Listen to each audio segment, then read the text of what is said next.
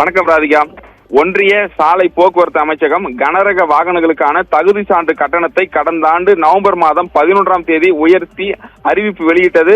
December 17ஆம் தேதி இந்த உத்தரவை ஒன்றிய அரசு அவசரமாக நடைமுறைப்படுத்தியது.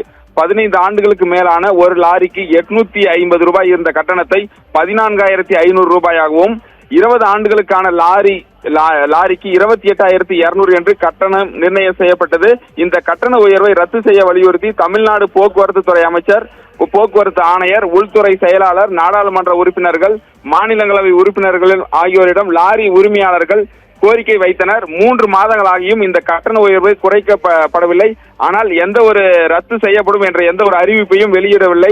தமிழ்நாடு முழுவதும் 1 லட்சம் மேற்பட்ட லாரிகள் தகுதி சான்று பெற முடியாமல் ஆங்காங்கே நிறுத்தி வைக்கப்பட்டுள்ளது. இந்த லாரிகள் வைத்திருக்கும் உரிமையாளர்கள் அரசுக்கு பல்வேறு கோரிக்கைகள் வைத்து வருகின்றனர். அரசு எந்த ஒரு நடவடிக்கையும் எடுக்காத காரணத்தினால் வருகின்ற திங்கட்கிழமை, அதாவது நாளை திங்கட்கிழமை 16ஆம் தேதி முதல் டெல்டா மாவட்டங்களில் திருச்சி, திருவாரூர், மன்னார்குடி, கும்பகோணம், நாகப்பட்டினம், மயிலாடுதுறை உள்ளிட்ட பகுதிகளில் லாரிகள் காலவரையற்ற வேலை நிறுத்தம் செய்யப்படும் என்று தெரிவித்தனர்.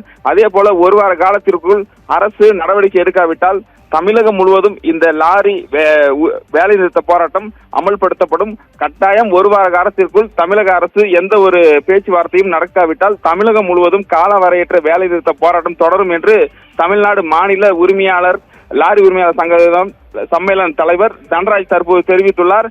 அரசு எங்களை அழைத்து பேசவில்லை. அதே போல இந்த தகுதி சான்று கட்டணத்தை உடனடியாக குறைக்க வேண்டும்.